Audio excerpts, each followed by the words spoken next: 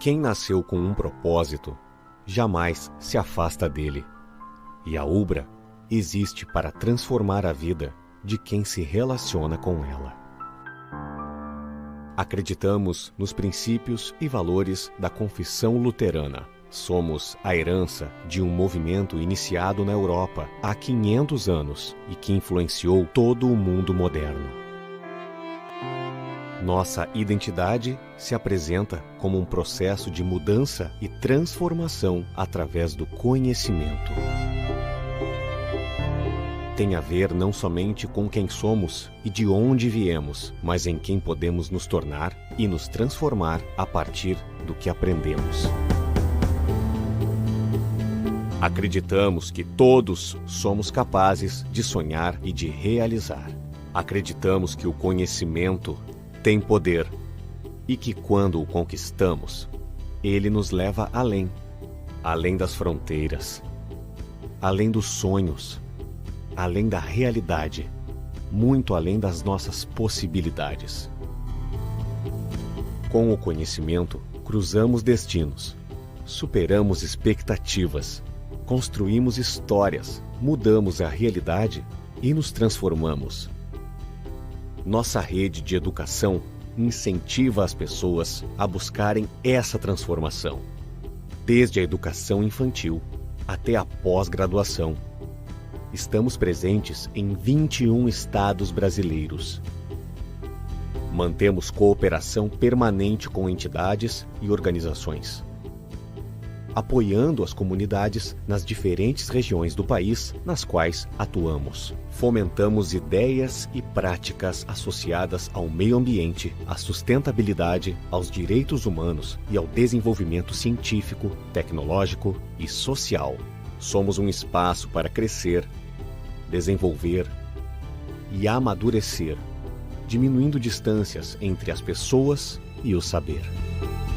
Onde as pessoas são capacitadas nas suas vocações profissionais e também para promover o desenvolvimento da comunidade.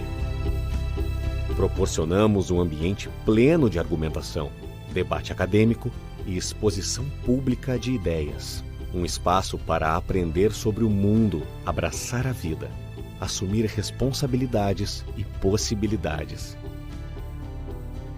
Nosso propósito é ser uma comunidade de aprendizagem que incentiva as pessoas a fazerem algo novo, a serem livres para fazerem suas próprias escolhas e para terem como objetivo de vida crescer através do conhecimento e, com esse conhecimento, irem além.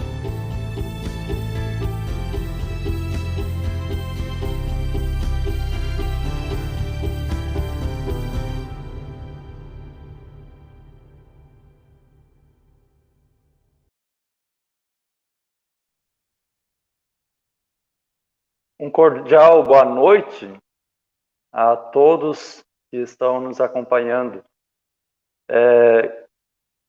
nesse webinário da Pastoral da Ubra. Contamos aqui com uma audiência de pessoas de todo o Brasil e isso é um motivo de muita alegria para nós. Sejam todos muito bem-vindos.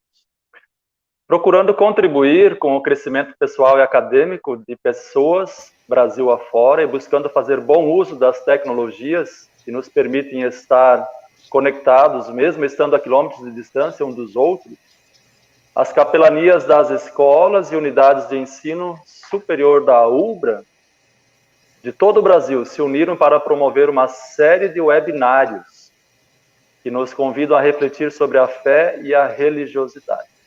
No encontro de hoje, nós teremos o tema A Influência da Cultura Africana no Brasil. Eu sou o pastor Elton, sou professor do Instituto Luterano de Ensino Superior aqui de Tumbiara, e hoje nós temos convidado muito especial. Eu vou ler aqui o currículo dele. Léo Carrer, doutor em História pela Universidade Federal de Goiás, especialista em formação docente em História e Cultura Africana e Afro-Americanas pela Universidade Estadual de Goiás. Atualmente é professor efetivo da Universidade Estadual de Goiás, atuando no curso de licenciatura em História, no campus de Morrinhos. E como é também editor-chefe da revista de História da UEG. Tem experiência com ênfase em História e Cultura Afro-Brasileira, atuando principalmente nos seguintes temas: História das religiões, cultura e religiões afro-brasileiras, histórias da Umbanda, história da África, educação para relações étnico-raciais, teoria e metodologia da pesquisa e história, estudos pós-coloniais e decoloniais, estudos antropológicos e etnográficos. Professor Léo, quero manifestar aqui a minha alegria, minha satisfação de tê-lo aqui nessa live. E primeiro passar a palavra para você, para os cumprimentos, se quiser falar alguma coisa, depois nós vamos entrar aí no assunto da live dessa noite. A palavra é com você. Boa noite a todos. Bom, primeiramente eu quero agradecer ao Elton pelo convite e dizer que é um prazer estar aqui hoje para a gente conversar um pouco sobre a influência cultural africana, né, no Brasil. Essa é uma área de estudo que eu tenho me dedicado nos últimos anos, né, tanto o meu mestrado quanto o meu doutorado foi a respeito desse tema, mais especificamente sobre as religiosidades afro-brasileiras, né, mas nós vamos falar aqui hoje, além desses assuntos das religiosidades, mas também de outros elementos, né, da influência cultural africana na cultura brasileira, que hoje faz parte, né, da cultura brasileira. Muito bem. Pelo título, pela conversa, explicação e introdução do professor, nós percebemos já que o tema é muito relevante, importante, e nós temos um assunto muito bom para essa noite. Eu vou falar um pouquinho da UBRA, professor Léo. A UBRA é uma instituição confessional, e aí eu vou falar uma coisa sobre isso. Então, a vivência da confessionalidade tem compromisso com o princípio da alteridade. Isso significa que reconhecemos a diversidade religiosa que caracteriza nosso corpo técnico-administrativo, docente e discente. E, enquanto instituição, respeitamos cada pessoa como sendo uma pessoa dotada de um valor intrínseco, né? Do ponto de vista teológico, confessional luterano, todos somos indivíduos imperfeitos. Espera-se, sim, a busca constante do que é correto e justo. Nisso está posto o desafio de cada colaborador da instituição. A responsabilidade pelo compromisso da congruência atitudinal, alinhada com os valores e princípios cristãos de amor, justiça, honestidade e transparência que precisam ser buscados, né, com sabedoria e humildade. Como uma instituição também de ensino, nós temos o compromisso com a ciência, com a academia, reconhecemos a história, a importância da análise crítica da sociedade, dos fenômenos sociais, da vida das pessoas, né? Nessa perspectiva da revelação natural, prima pela excelência acadêmica, comprometendo-se com a ciência e sua complexidade, com a sua riqueza e abrangência, aplicando-a em seus projetos educacionais e consequentes processos de aprendizagem. É muito importante nós termos esse debate, né? A importância, só nós olharmos para a história do Brasil, né? Como nós percebemos a influência, a presença, né, do povo africano, das suas descendentes, né? E olhando rapidamente, nós lembramos aqui que o país, ao contrário do que alguns pensavam, não é uma cultura homogênea, né, professor? Né? Nós vivemos num país multicultural, né? Se olharmos aí na história do colonialismo, já teve o povo indígena, africano, os portugueses, avançando na história aí, quando vem a coroa portuguesa, depois a abertura dos portos, vem vários imigrantes, né? Então aí a nossa cultura tem esse aspecto pluralista. Falando mais um pouquinho aí sobre a Elbra possui o claro entendimento de que há uma significativa distinção epistemológica entre o conhecimento advindo da ciência daqueles advindo da fé. Essa diferença se aplica não só aos modos de conhecer o mundo e o ser humano, como também aos critérios de verificação de cada um dos conhecimentos.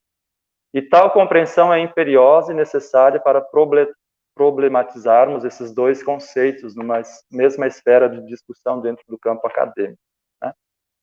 Professor, eu vou passar a palavra a você. Tenho certeza que você tem uma contribuição muito grande para todos nós. E à medida que nós formos avançando, também convidar já as pessoas que estão participando conosco a fazerem os seus comentários, né?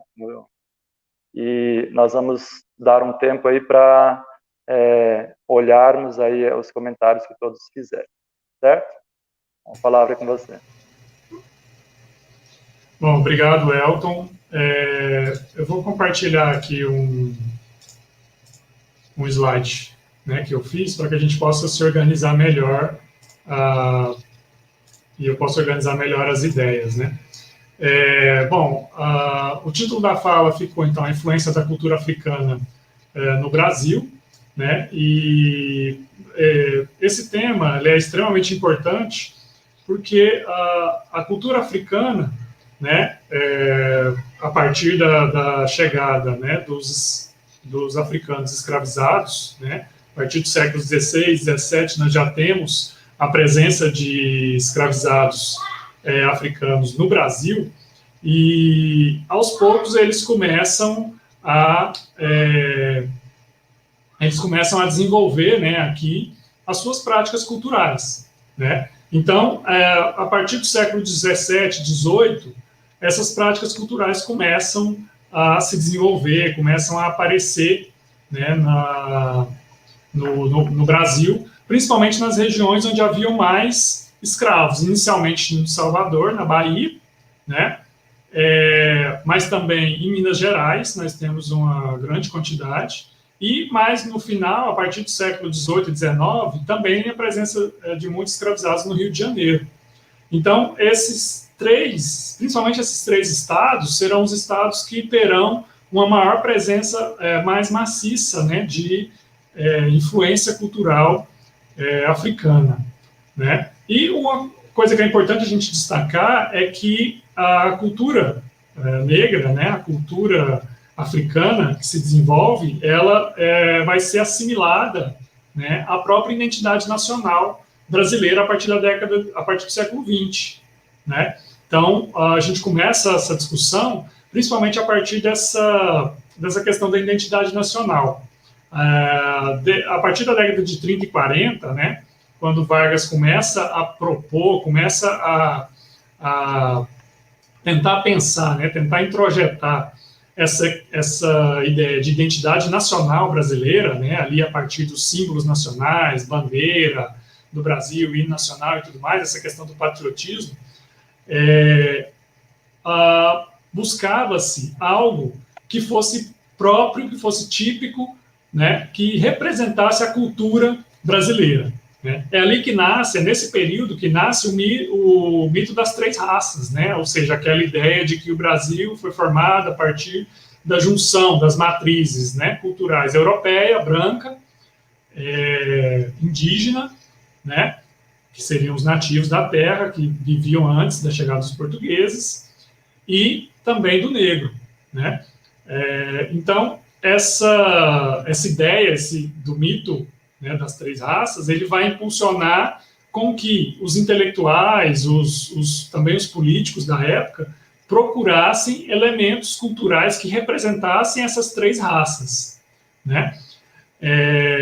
Então, eles buscam, né, esses elementos culturais e procuram questões, elementos que possam servir de parâmetro para se dizer, né, que esses elementos seriam pertencentes, teriam construído essa identidade nacional brasileira.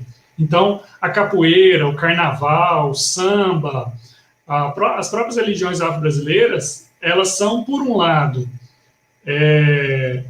assimiladas, né, como símbolos dessa democracia racial, símbolos dessa identidade nacional, por um lado, né, no discurso, mas, por outro lado, nós temos uma repressão muito forte, né? Então, era um paradoxo que existia nesse período, né, que até a década de 50, do século XX, nós temos uma repressão muito forte. As religiões afro-brasileiras, a capoeira, qualquer elemento, né, que fosse, qualquer elemento cultural que tivesse uma origem africana ou afro-brasileira, né?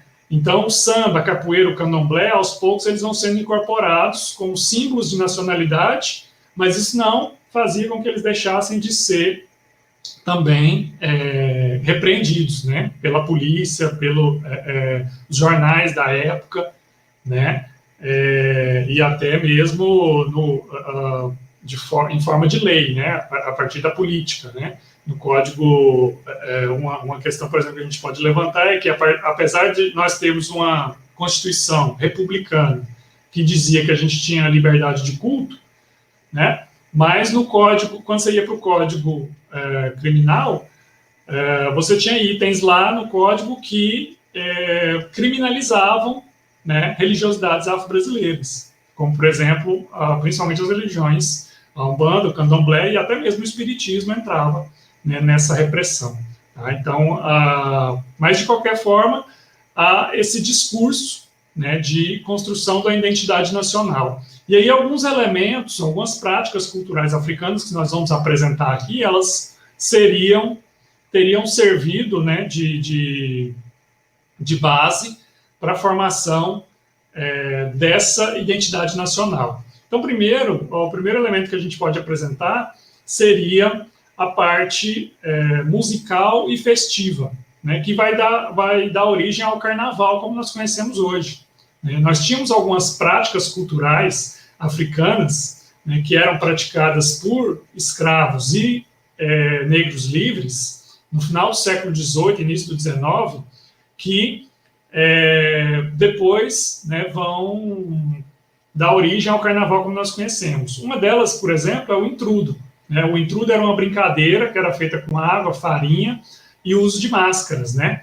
Então, desde os tempos da colônia, no período do carnaval, essa festa, que era uma festa popular, né? Uma festa que era feita nas ruas, não era nada daquele carnaval no modelo europeu, né? Com baile de máscaras, com os bailes, né, luxuosos e tudo mais. Era uma festa popular, uma festa que era feita na rua, de você fazer bagunça mesmo, jogar água, farinha nos outros e tudo mais. Por isso, essa festa ela era considerada pela imprensa, né, da época como algo primitivo, inconveniente, pernicioso e selvagem. Né, e era sempre alvo de repressão policial.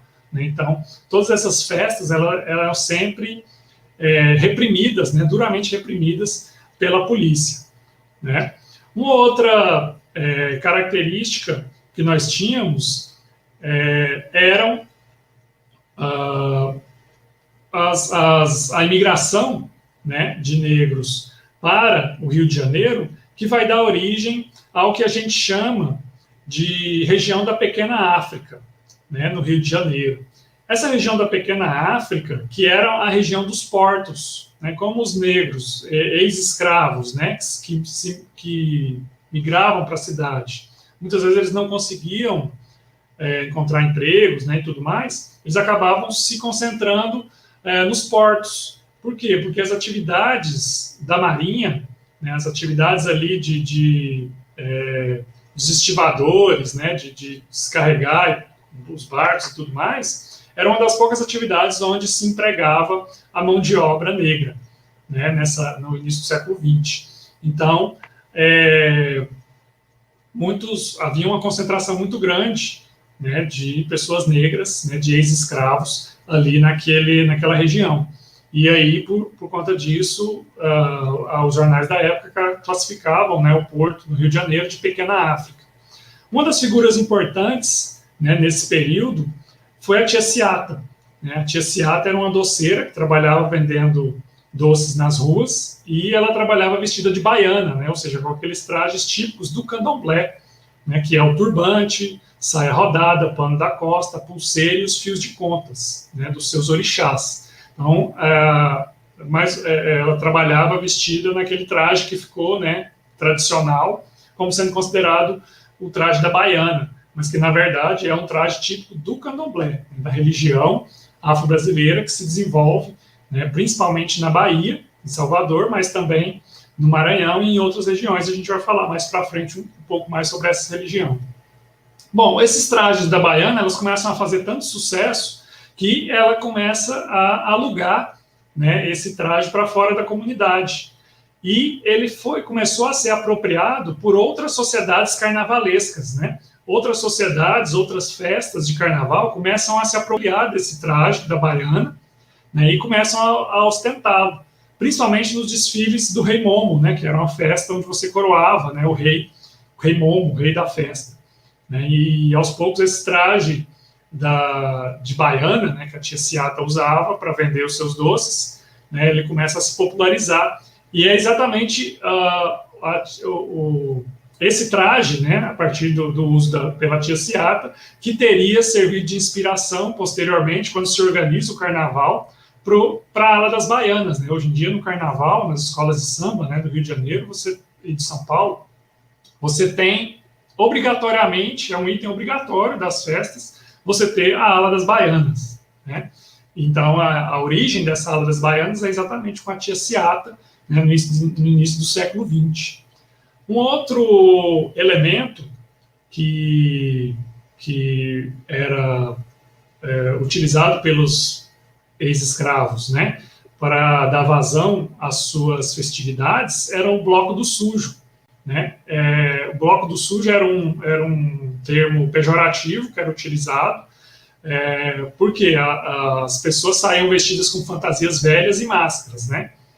E o bloco do sujo tinha esse nome, né, por conta da cor da pele, né, das pessoas, ou seja, era um item pejorativo, mas ele era usado pelos negros como uma forma de resistência, né, e como uma forma de denúncia, né, da repressão, do racismo que se utilizava, que eles sofriam. Né. Por exemplo, a tia Ciata, ela tinha, no início do século XX, um bloco do sujo, que era conhecido como o macaco é o outro. Então, por que ele tinha esse nome? Porque durante a festa, né, os participantes usavam máscaras, né, e aí eles diziam baixinho, nós somos gente, e em seguida gritavam bem alto, o macaco é o outro. Era uma forma de resposta, né, aos insultos raciais que muitas vezes eles recebiam, né, associando a figura do macaco. Então, era utilizado também como uma forma de resistência, né, como uma forma de denúncia. A maior parte das atividades culturais africanas, né, negras, de ex-escravos ou de descendentes,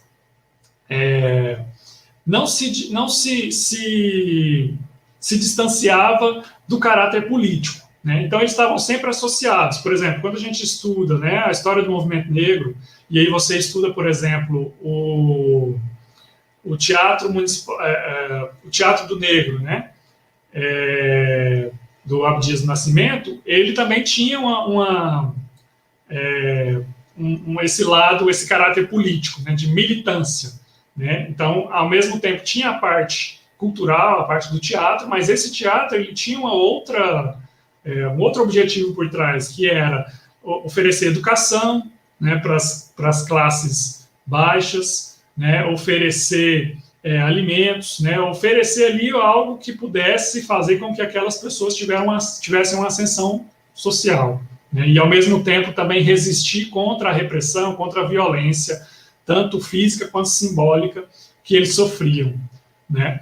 Na Bahia, a gente tinha a existência dos cordões e dos batuques, né, que eram também festas que eram realizadas com música. Né? Uma característica sempre das influências culturais africanas é a música.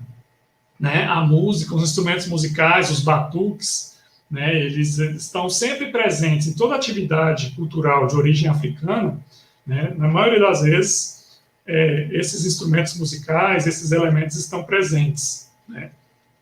Então, esses cordões e esses batuques, eles eram festas, né, aconteciam desfiles, né, de sociedades organizadas, né, as pessoas dançavam e cantavam músicas, principalmente músicas vindas dos terreiros de candomblé, né, e nos estandartes que eles carregavam eram exibidas mensagens como o Tumabá da África, né, ou ideal africano. Então havia havia a veiculação de mensagens, né,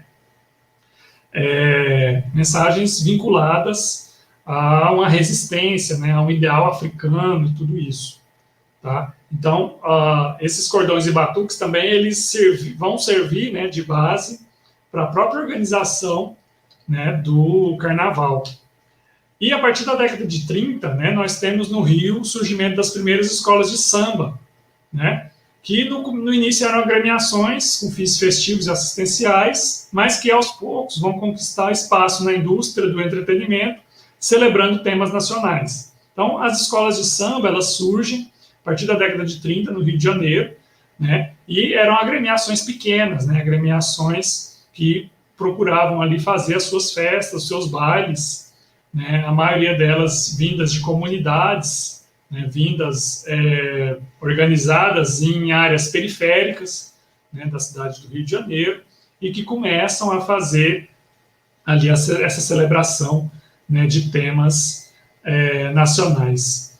E nós temos aí, a partir dessas escolas de samba, a organização do carnaval, como nós conhecemos hoje, né? A partir da década de 30, o carnaval será eleito, né? Essas escolas de samba vão ser oficializadas, né, como as principais atrações do carnaval carioca, e a partir de 1932, cada agremiação teria que fazer o seu desfile, né? Então caberia a elas a escolha de um tema, né, a escolha do enredo, né, que elas fariam, ou seja, uma história, um tema, né, para fazer o desfile, e elas concorreriam, né, a subvenções e prêmios pagos pela prefeitura. Então, é em 1932 que começa esse modelo de carnaval que nós temos hoje.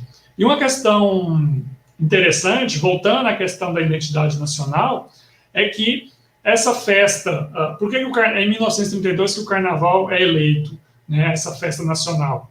Porque exatamente a partir da década de 30 a gente volta àquela discussão, né, da busca pelo estabelecimento de uma identidade nacional.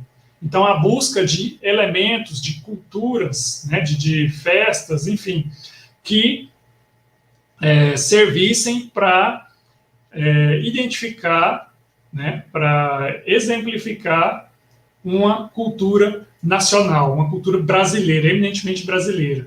Então, aí entra o carnaval, né, como festa popular, né, a festa mais popular do país, vai ser oficializada, né, como nesse período, né, como símbolo da identidade nacional brasileira. Entra o futebol, né, também como esporte, né, principal.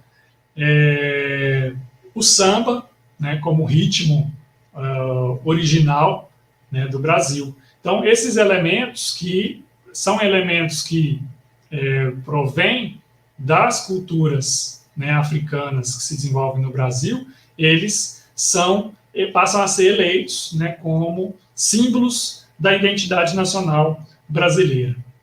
Por outro lado, nós tínhamos... Sim. Eu só ia fazer um comentário. A tua fala até aqui, a gente percebe, olhando para a história, por exemplo, de que mesmo com a Lei Áurea e a Constituição, né, vamos dizer assim, com a abolição da escravatura, com a liberdade, né, da Constituição, isso não resolveu os problemas, né, dos afrodescendentes no Brasil, né? E assim a gente pode perceber muito claramente, assim, na tua fala até aqui, de que muitos dessas expressões, através delas, percebe-se a luta por manter a sua cultura, a sua vida, a sua dignidade, os seus costumes, né? Então, sim, com certeza. E quanto isso vai influenciando também na própria identidade e cultura brasileira, né? Sim, a questão da abolição, ela teria, né, quando se dá, né, a abolição da escravatura, a maior parte dos escravos já estavam em processo, né, de alforria. Mas não há um projeto, né, no Brasil de inserção desse ex-escravo, né, dessas populações negras, de uma inserção e de uma ascensão social, né, para elas. Então, o que acontece muitas vezes é que tem-se, né, por parte dessas populações, que buscar, né, alternativas de sobrevivência mesmo, né? Então, isso, por exemplo, no caso do Rio de Janeiro, né, no caso dos portos, lá da região da Pequena África, era o único lugar onde eles conseguiam ainda, né, buscar empregos, né, buscar uma forma de sustento, né. O movimento negro, a partir do século XX, ele procura muito auxiliar nessa parte. Então, há muitos projetos, há muitas lutas, né, por parte dos movimentos negros, dos vários, Teatro Experimental Negro, né, o Movimento Negro Unificado, todos eles buscam exatamente essa inserção, né, exatamente essa ascensão, né, social do negro nesse período que não é feito quando se dá a transição da abolição, né.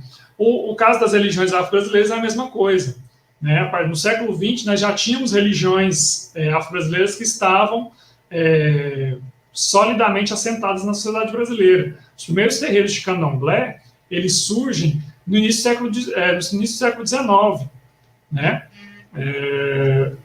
em Salvador, né, na Bahia, e também no Maranhão, né, em São Luís. Então, esses primeiros terreiros de candomblé, quando eles surgem, né, eles surgem numa tentativa de reorganização por parte dos negros, a maioria já negros livres, né, ex-escravos ou descendentes, né, numa tentativa deles de organizar as suas práticas religiosas, né, de uma forma mais, digamos assim, constante do que existia até então. Porque o que existia até então, até o século XVIII? Que existiam práticas afro-brasileiras de religiosidades bastante dispersas, né? Nós tínhamos os calundus, que eram práticas dispersas, que não tinham uma mesma ritualística, não tinham a mesma código doutrinal, nada, né? Eram para cada terreiro, digamos assim, né? Ou às vezes eram feiticeiros individuais que faziam essas práticas e eles não tinham uma mesma tradição, né, religiosa. Nós tínhamos, por exemplo... Você mencionou aí a questão que eles eram reprimidos ainda, né? De uma forma não Sim. tão explícita, né? Você citou aí a polícia, discriminação, às vezes, social, né? Então, era uma forma de eles... E que é um tema atual, né? Que a gente precisa mudar e transformar a sociedade. Né? Sim, com certeza. A repressão, ela faz parte dessa história de tudo que se refere aos elementos africanos no Brasil. A repressão sempre esteve presente, né? E hoje em dia nós temos o reflexo disso, né? Que tanto as culturas, né, africanas e principalmente as religiões afro-brasileiras, elas sofrem muito com essas repressões, né? Então isso vem desde esse período, né? Então o candomblé na Bahia, né, a Umbanda no Rio de Janeiro, o Xangô no Recife, o Batuque em Porto Alegre e o tambor de mina, né, no Maranhão, eles já no século XX eles já estavam praticamente constituídos. A Umbanda ainda não, né? A Umbanda ela começa a se organizar a partir da década de 20, né, 1920, que a Umbanda começa a se organizar como religião. Mas o candomblé, o Xangô e as outras religiosidades, elas já estavam bem estabelecidas, né, no século XX. Então, essas religiões afro, elas serviam como matriz cultural para outras práticas culturais africanas. Por quê? Porque na prática africana, tudo está ligado à religiosidade, né? Na maioria das tradições africanas, e nas principais que vieram para o Brasil, como as tradições dos Yorubás, né, ou as tradições dos Bantus e dos Jejes, em todas essas tradições, a religião ela é extremamente importante na sociedade, porque é ela que dita a forma como aquela sociedade vai se organizar, né? Você não faz nada sem passar pela religião. Então, não se elegem líderes políticos, né? Não se praticam atividades econômicas como a caça, a pesca, a agricultura, o comércio ou outras práticas, sem que você esteja ligado à religiosidade, sem que você passe pela religiosidade. Então, também no Brasil isso vai se manter, né, as religiões afro, como a gente viu aí nos itens passados, sobre os carnavais, sobre os batuques, os cordões, sempre os temas eram oriundos da religiosidade, ou seja, do candomblé, né? E isso é algo que vai, digamos assim, manter essas culturas africanas, essas culturas afro-brasileiras,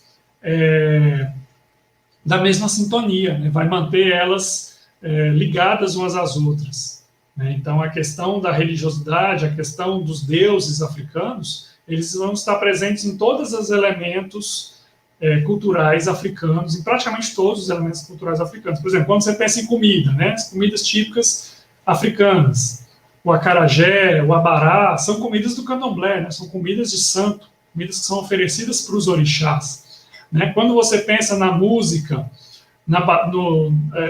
nos instrumentos musicais africanos, batuque, né?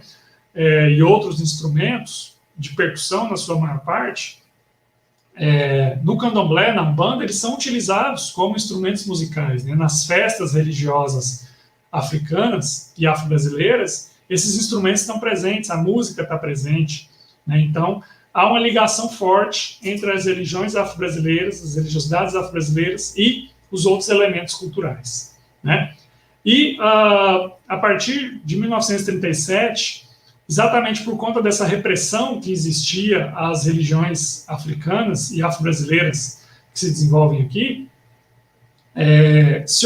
os seus praticantes, né, tentam organizar formas de se proteger, de se defender contra essas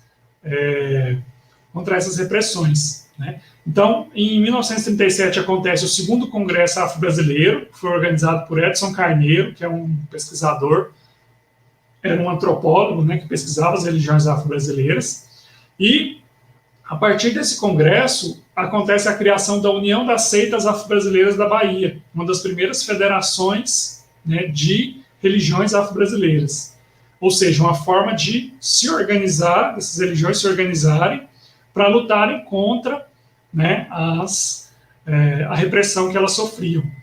Essa entidade, então, ela vai ser um marco, né, na luta pelo respeito às religiões afro-brasileiras. Mas só em janeiro de 1976 que o então governador da Bahia vai assinar um ato administrativo que garantia a liberdade de culto para as religiões afro-brasileiras, ou seja, só na década de 70, né, bem recente. Então,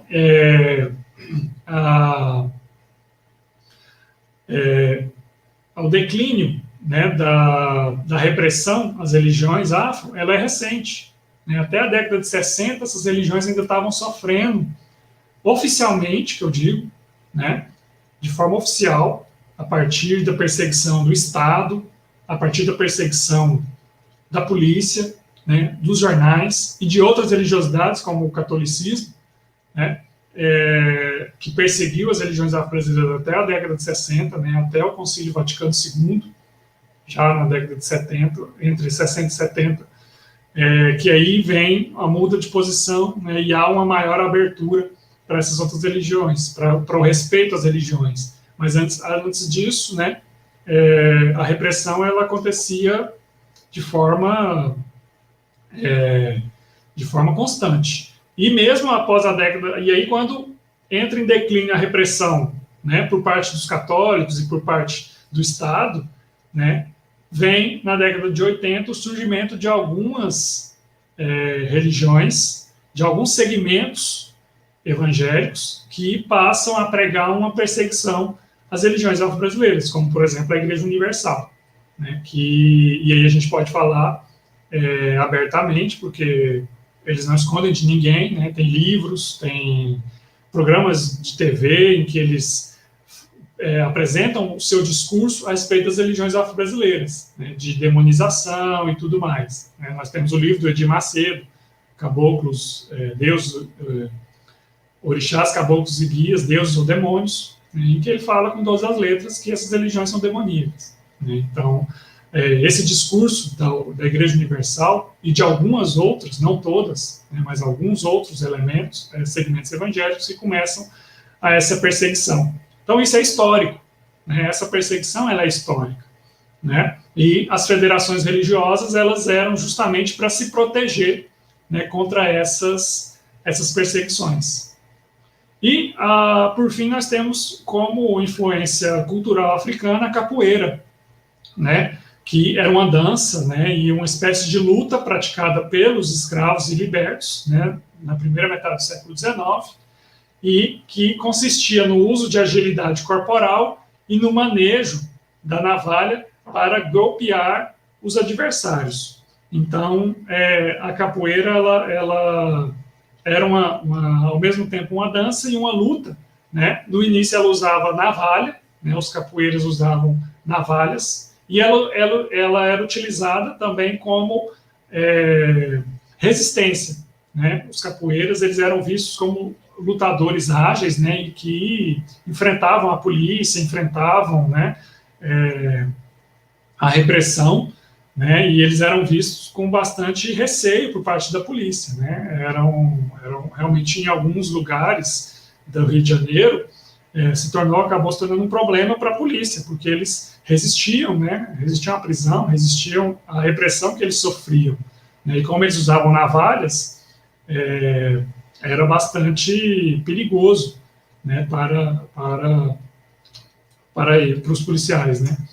Então, a capoeira, ela vai passar por um processo de ressignificação, né? Ela vai passar por um processo de reorganização, em que ela vai deixar de ser marginalizada, e aí vai passar muito pela questão da capoeira regional, né? A criação da capoeira regional, que acontece na década de 30, né, pelo mestre Bimba, vai ser essencial para a descriminalização da capoeira. O que o mestre Bimba faz? Ele vai aproveitar do discurso, né, que se tinha na época de que nós tínhamos que ter um esporte que fosse um esporte nacional, um esporte que fosse símbolo da identidade nacional brasileira, e ele vai pegar a capoeira, que era essa dança e essa luta africana que acontecia no Brasil, e vai reorganizar ela como uma forma de esporte, uma forma esportiva, né? Então,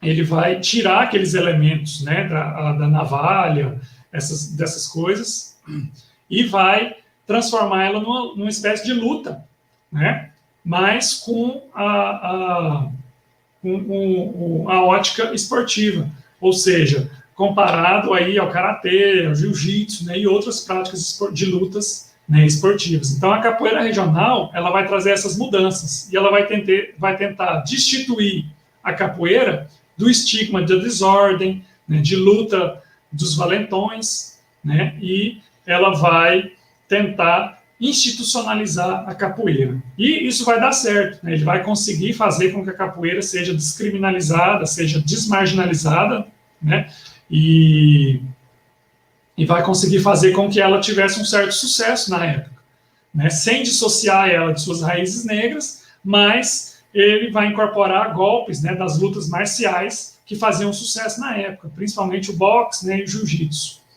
Em 1933, ele vai conseguir o reconhecimento oficial da capoeira como prática desportiva e sua inclusão entre as práticas do pugilismo. Então, a capoeira, em 1933, ela passa a ser, né, uma prática desportiva, né? E a partir da década de 30, né, surge a primeira academia de capoeira, né, que, do mesmo modo como outras expressões culturais negras, pouco a pouco ela passava a ser vista como uma legítima manifestação da cultura brasileira. E, em 1937, ele ganha uma autorização para funcionamento da primeira academia de capoeira, né? Então, em 1937, vai surgir a primeira academia de capoeira do mestre Bimba, né, capoeira regional, e aí ela já vai passar a ser vista como uma prática cultural, uma prática esportiva, né, o símbolo, né, das práticas esportivas brasileiras. Então, esses são alguns, né, dos elementos culturais africanos que nós temos no Brasil, né? Depois vai surgir a capoeira Angola, né, que aí já é outro processo, né, que é uma capoeira que busca mais as raízes africanas, né, do que a capoeira regional, né, mas ambas vão conseguir aí, né, a a descriminalização, né, da capoeira. Mas é preciso salientar que o reconhecimento social e a descriminalização da capoeira e do candomblé não significou o fim dos preconceitos e nem mesmo da perseguição policial. O preconceito continuou presente nas páginas dos jornais, nas políticas governamentais e nas ações da polícia. Como eu falei, até a década de 60, essas práticas ainda sofriam, né, repressões, e mesmo após a década de 60, o preconceito continua, né, até hoje. Tanto é que a gente vê aí o racismo que está presente, né, na sociedade brasileira e que parece estar longe de acabar, né? Então, essa história da influência cultural africana, ela é importante porque ela nos mostra que houve resistência, né? Houve uma tentativa de que essas práticas culturais africanas, né, fossem incorporadas à própria identidade nacional brasileira, né? E elas representam uma conquista importante na história de lutas dos negros e revela as dinâmicas políticas e culturais próprias das relações raciais no Brasil. Então, mesmo com o preconceito hoje, a gente vê que a história da cultura e da influência cultural africana no Brasil, ela é uma história que, hoje em dia, já não é mais cultura africana nem cultura afro-brasileira, é cultura brasileira, né? A cultura brasileira, ela é formada, em sua base, por essas práticas culturais, né, africanas e afro-brasileiras. A referência que eu usei, né, para essa discussão nossa foi do livro, e até serve como indicação aí para quem quiser, né, o livro De Olho na Cultura, Pontos de Vista Afro-Brasileiros, que é um livro do Centro de Estudos Afro-Orientais, né, organizado pela Ana Lúcia de Souza e outros autores, e foi lançado em 2005 e ele tem disponível, é um e-book, né, tem disponível na internet para baixar, basta você digitar o título dele aí no Google que você encontra ele inteirinho para baixar, é uma obra muito boa, né, que traz vários elementos da história do negro no Brasil, da história da cultura afro-brasileira no nosso país. Ok. Professor Léo, vou comentar aqui um pouquinho os nossos participantes. Nós temos aqui a Ivanice Alves Paz, Volmir Carlos Oliveira, meu cunhado, um abraço para vocês, toda a família. Carla Rossi Oliveira, minha sobrinha, ela coloca aqui: uma vez na aula de artes, o trabalho era fazer uma máscara africana. Essa fala dela aí me faz pensar de que as leis estão mudando, tanto da BNCC nas escolas, do MEC nas universidades, né? Abordar essa questão cultural, né? E faz parte do currículo, né, da aprendizagem de todos nós, né? Para conhecermos e termos uma sociedade melhor, né? Para conviver e respeitar as diferenças. Perceber, como você disse aí, o quanto o africano, o negro faz parte da nossa história e da nossa cultura, né? O Volmir, ele comenta também o seguinte: professor, o senhor demonstrou que mesmo na teoria os elementos da cultura africana sendo colocados como ingredientes na construção dos símbolos nacionais, na prática a gestão pública procurava reprimi-la, né? Interessante o comentário aqui que o Volmir faz, né, e apareceu muito na sua fala. Você gostaria de comentar mais alguma coisa? É exatamente isso, né? De um lado, na teoria, né, se buscava uma romantização, né, da prática cultural, e não só do negro, né, do índio também. Né? A gente tem, na própria literatura indigenista no Brasil, né, aquela figura do índio bom selvagem, né, do índio o índio guerreiro, né, e tudo mais. Então, há uma romantização, uma tentativa de romantização do índio, né, como um elemento constituinte da cultura nacional. Mas isso fica só no discurso, né, porque nas políticas públicas, nas ações, né, públicas, você não tem políticas que procurem beneficiar os índios, né? Hoje em dia a gente está vendo isso. Nós temos aí, por parte do governo federal, uma tentativa de expropriar os indígenas do resto que lhes sobrou, né, de conquista nos últimos anos, que houve algumas conquistas, né, em relação à lei de terras, ao acesso a terras, a valorização cultural e tudo mais, mas ao longo de todo o século XX, o índio foi expropriado, né? Ele foi, as comunidades indígenas sofreram muito, né, para conseguir ali manter minimamente as suas tradições, né, culturais e religiosas. Então, tanto com o índio quanto com o negro foi a mesma coisa, né? Então, é exatamente isso que o Valmir colocou, né, que ele percebeu bem na minha fala. Na teoria, nós temos uma política de romantização, de tentativa de trazer esse elemento negro, esse elemento indígena para a cultura nacional, mas na prática a repressão, o preconceito, o racismo continuam, né? Então, realmente é um paradoxo do século XX no Brasil em relação a essas culturas, né? Uhum. Tem aqui também um participante que está como título aí, História Online RV. A gente não sabe quem é, ele só diz show de bola a palestra do professor Léo. É o professor Robson ou o professor João Paulo. Não, é o professor Robson, né, que ele tem o canal História Online. Mas, se não me engano, é dele. Um abraço, nosso Robson, colega lá de Morrinhos. Isso, ele esteve aqui comigo também numa live uns dias atrás. Nosso grande amigo, parceiro, meu professor também lá no mestrado, juntamente contigo. O Volmir comenta mais alguma coisa aqui. Por que será que hoje, de alguma forma, uma parte da sociedade ainda tem dificuldade de praticar a tolerância ou apoiar as políticas públicas para esse fim? Quem teria responsabilidade para isso?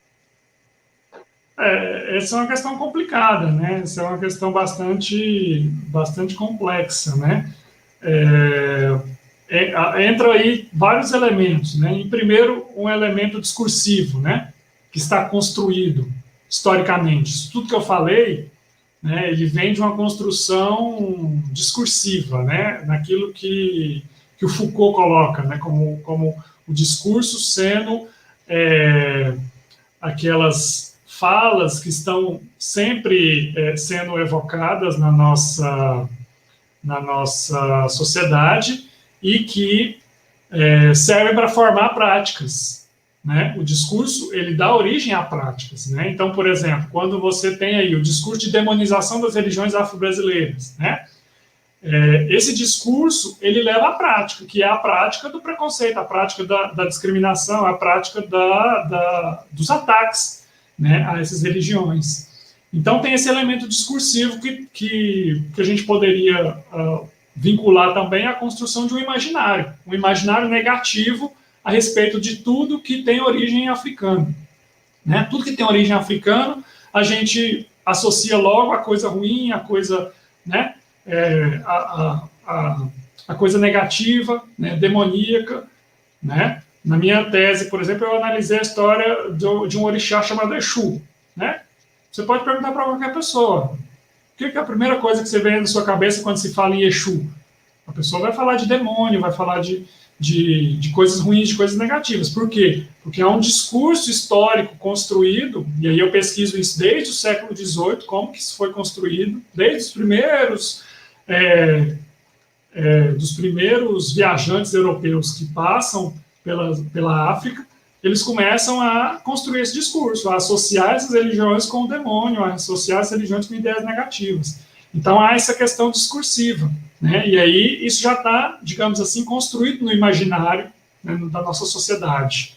Então, por isso é que é difícil de você conseguir alcançar essa tolerância, né? E aí há até uma discussão se é realmente tolerância que nós queremos ou é igualdade, né? Porque tolerar é você simplesmente aceita, digamos assim, né? Você não concorda com a existência do outro, mas você tolera, você não mexe com ele. Isso já seria suficiente, né? Melhor do que a violência, né? Melhor do que os ataques que essas religiões afro sofrem, né?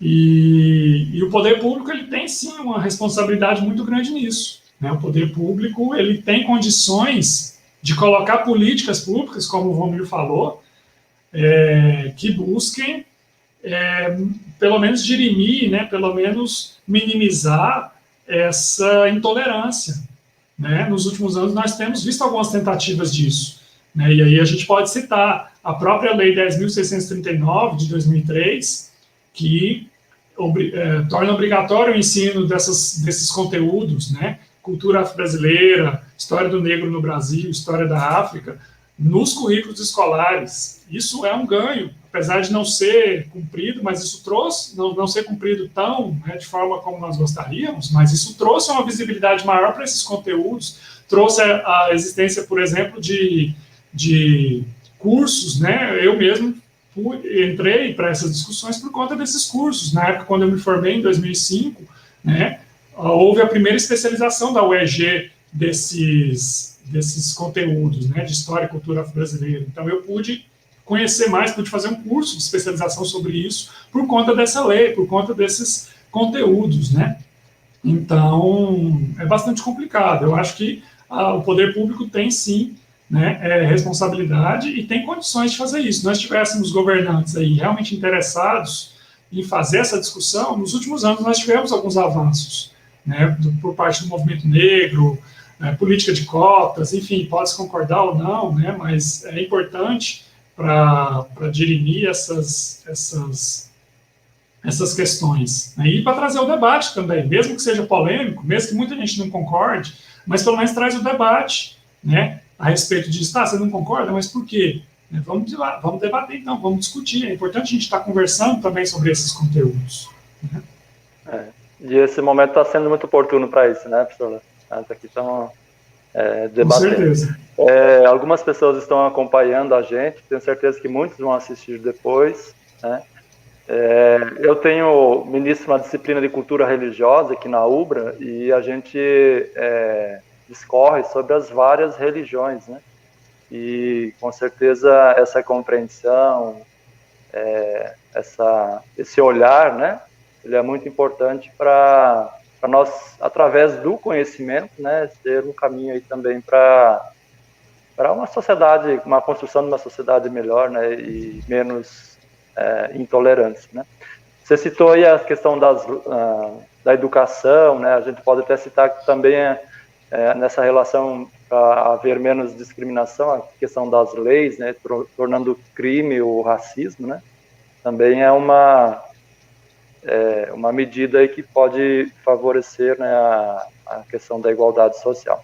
Tem mais comentários aqui. A Carla diz o seguinte: acha que o extremo nacionalismo, juntamente com o etnocentrismo, muitas vezes da cultura europeia, pode ter atrapalhado o multiculturalismo na questão da cultura africana.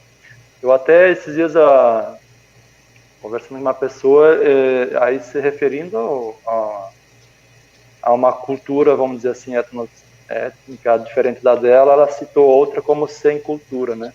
Eu acho que isso também é uma agressão, né? Como se a minha cultura fosse superior ou melhor e os outros sem cultura, né?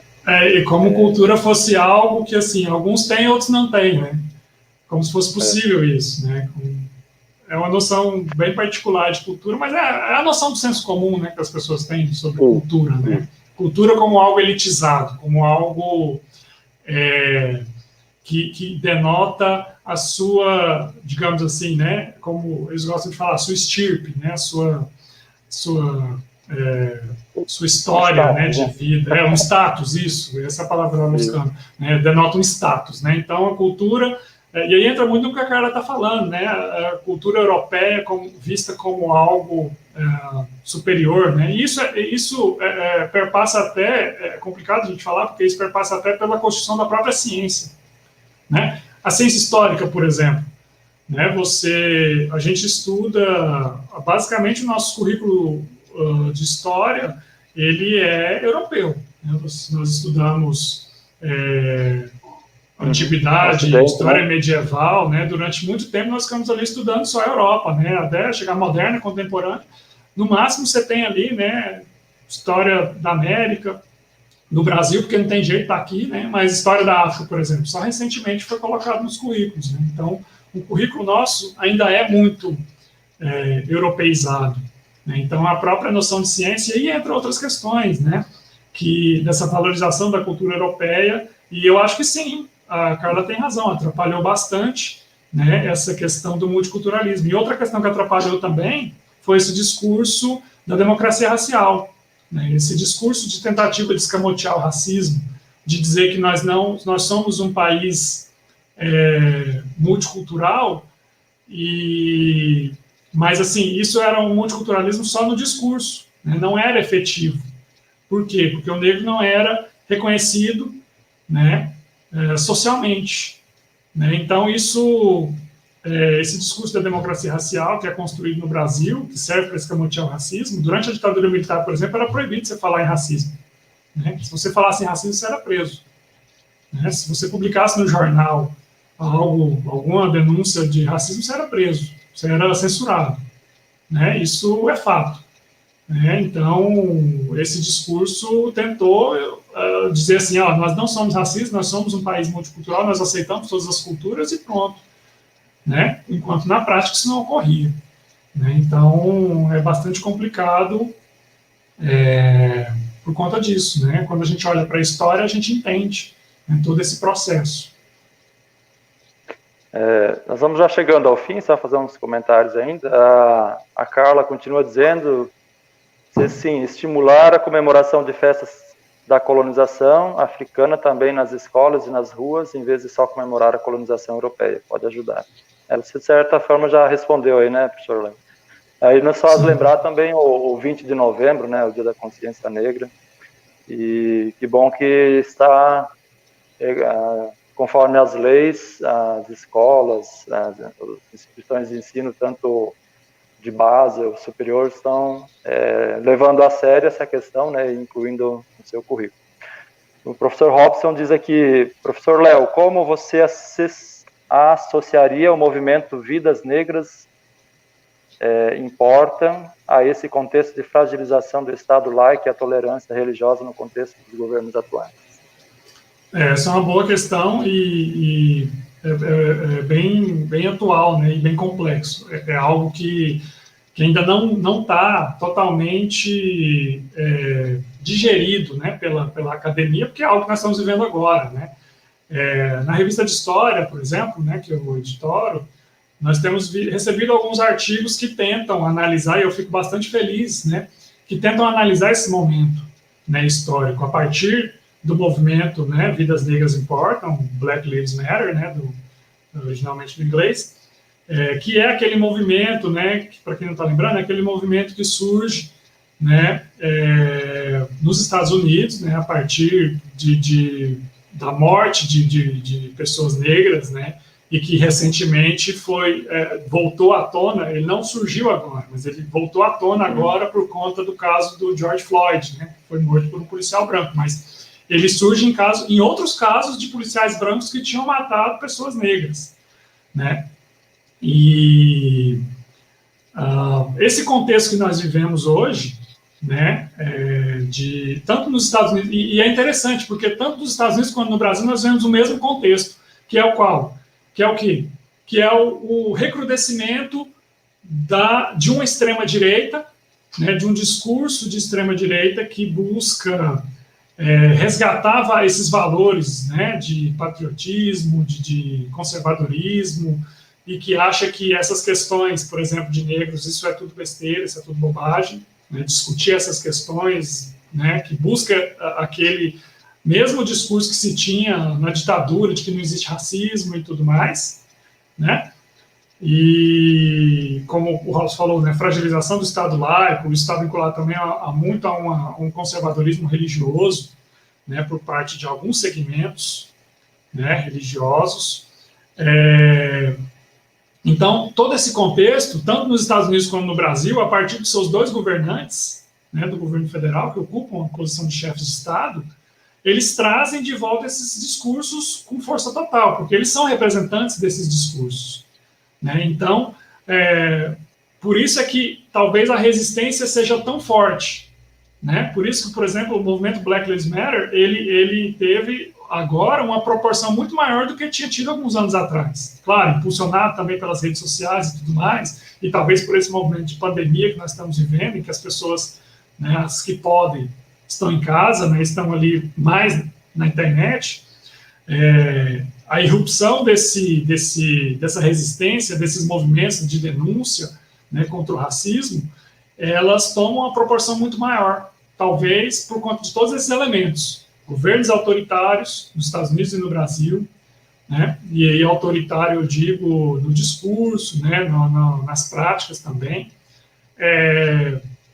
Momento de pandemia, tudo isso vira um caldeirão ali, né? Que esse movimento ele acaba sendo bastante tem bastante visibilidade, né? E a tolerância religiosa está ligada, né, a isso porque o racismo, né, ele está ligado também à questão da repressão às religiões afro. Né? A repressão à religião afro, o preconceito, ela é uma forma de racismo também. Mas hoje nas religiões afro você não tem só pessoas negras, você tem pessoas brancas. Tudo bem, mas historicamente essas religiões ainda são vistas como religiões de origem negras. Né? Ou seja, religiões que bebem, que vêm da cultura negra, da cultura africana. Então elas são associadas, elas são colocadas naquele potinho, né, de como se diz, né, no linguajar popular, coisas de negro. Então as coisas de negro, né, eu tenho que descartar, eu tenho que combater, eu tenho preconceito com elas, eu tenho tudo que se relaciona, né, historicamente à África, né, a influência africana no Brasil. Né? Então, a gente não sabe onde que isso vai dar, né, onde que esse movimento vai dar, mas é bastante importante, é bastante relevante que esteja acontecendo isso agora e que as sociedades estejam cada vez mais buscando discutir, buscando debater, buscando formas de resistir, formas de resistência a esses governos autoritários, né, que levam a essa fragilização, né, do Estado laico e a um recrudescimento da intolerância, né, um aumento dessa intolerância em todos os níveis. Né. Nós temos visto aí cada vez mais terreiros sendo incendiados, pessoas sendo apedrejadas, né, então, infelizmente, isso está tomando níveis, né, alarmantes, mas, por outro lado, nós temos, né, ainda uma resistência com algum desses movimentos, né, Vidas Negras Não Importam e outros que a gente espera que surjam ainda. Professor, tem mais uma boa noite aqui da Rose Noronha, né? Então a gente agradece aí a presença dos nossos participantes. Durante a tua fala também me fez pensar de que, conforme algumas leituras que eu tenho feito, de que a cultura afro-brasileira, em alguns momentos, ela consegue espaço na sociedade pelo viés da cultura, né? Às vezes, por outro caminho, também encontra resistência, né? Às vezes, é um caminho aí que ela encontra, né, para estar mais presente na sociedade. Mas, por trás de tudo isso aí que você abordou, também tem o aspecto, como eu disse, que eu leciono uma disciplina de cultura religiosa, né? Tem também, a gente poderia fazer um debate ainda muito grande a respeito da própria religião em si, também africana, né? E como, de certa forma, você já abordou bastante. Professor, a gente vai dirigindo aqui para o final, né? Nós tínhamos pensado em uns 40, 50 minutos, já estamos 1h10, né? Parece que a hora voa, né? E o assunto está bom. Eu quero agradecer a presença de todos, a sua participação também, professor Léo. E esse diálogo interreligioso, né, ele também é importante, né? Como eu disse, a UBRA tem esse aspecto confessional, uma certa raiz cristã, né? E dá testemunho da sua fé, mas sempre com muita tolerância, respeito, liberdade, né, reconhecimento. E a UBRA também, por ser uma academia, também aborda essa questão como ciência, né, para trazer conhecimento, e a partir do conhecimento, mais tolerância, respeito, construir uma sociedade melhor à nossa volta. Né? Esses dias eu assisti um vídeo falando sobre racismo, né? Era um árbitro, ele falando do racismo que ele sofreu, e aí tem um debate todo, eu achei uma fala muito interessante, que ele diz, alguns aspectos da história do passado, vamos dizer assim, nós não somos culpados, porque nós vivemos na contemporaneidade agora, né? Nós não estávamos presentes na história naquele momento, né? Então, talvez a gente não seja culpado hoje por fatos passados, né? Mas, como seres sociais que nós somos responsáveis pela sociedade de agora e a construção dela daqui para frente, né? Então, essa sua contribuição aí é muito importante para todos nós, né? Para que nós possamos construir, então, como eu disse aí, uma sociedade com mais tolerância, respeito, conhecimento, e cada um possa viver a sua liberdade, mas respeitando a do outro também. Eu só quero citar um versículo bíblico, né? Que, infelizmente, também algumas pessoas encontram na Bíblia razões para citar o racismo, né? E às vezes pode ser uma interpretação equivocada também, né? Eu vou só citar um versículo do apóstolo Paulo, em Gálatas 3:28, ele diz: desse modo não existe diferença entre judeus e não judeus, entre escravos e pessoas livres, entre homens e mulheres. Todos vocês são um só por estarem unidos com Cristo Jesus, né? A mensagem bíblica em Cristo, ela é de amor, respeito, carinho, tolerância, né? Você gostaria de dizer uma palavra final aí, professor Léo? Que bom seria se todos os segmentos religiosos seguissem essas palavras, né? Porque nós temos visto, como você mesmo falou, é o uso, né, da religião e da palavra bíblica como forma de, né, trazer esses elementos, né, ainda de reforçar, né, essa intolerância, quando nós temos várias outras passagens, né, que dizem exatamente o contrário, né? Para encerrar, eu quero só agradecer o espaço, agradecer a você, Elton, pelo convite, pela confiança, agradecer à UBRA, né, pela oportunidade, pelo espaço, né, da gente discutir essas questões, mandar um abraço e agradecer a todos os participantes, né, cada um que se interessou, que se dispôs a me ouvir aí, né, e até a participar. Então, acho que isso é muito importante para a gente, né? A gente fica muito feliz de ver, né, que tem várias pessoas aí interessadas ainda nessas questões, nessas temáticas, né? E fica aí aberto, né, ao debate, né, para em outras oportunidades quem quiser entrar em contato, né, basta pesquisar meu nome aí nas redes sociais, tem meus contatos, né, e-mail e tudo, né, e eu estou aberto aí, né, receber sugestões, dúvidas, tá? Podem ficar à vontade. Um abraço a todos e boa noite. Certo. Pessoal, então essa foi uma live da Pastoral da UBRA. Nós tivemos o prazer hoje de ter aqui conosco o professor Léo Carrer, né? É assim que pronuncia? Sim. E o senhor pode ter a certeza que essa live vai ser vista também por muitas outras pessoas, ela vai estar disponível aí, disponibilize para o senhor e para os nossos colegas, quem quiser assistir, a gente vai continuar nesse diálogo. Então tenham todos uma boa noite, obrigado pela companhia, continue acessando aí as lives da Pastoral da UBRA. Fique com Deus, um abraço. Se tiver que sair, tome os cuidados, lembre, né, do nosso período de pandemia, de isolamento, dos cuidados. Nós precisamos cuidar da nossa vida e do outro também, né? Não é só a nossa, a gente também tem que fazer o possível para cuidar a do outro. Certo? Até mais, uma boa noite, um grande abraço.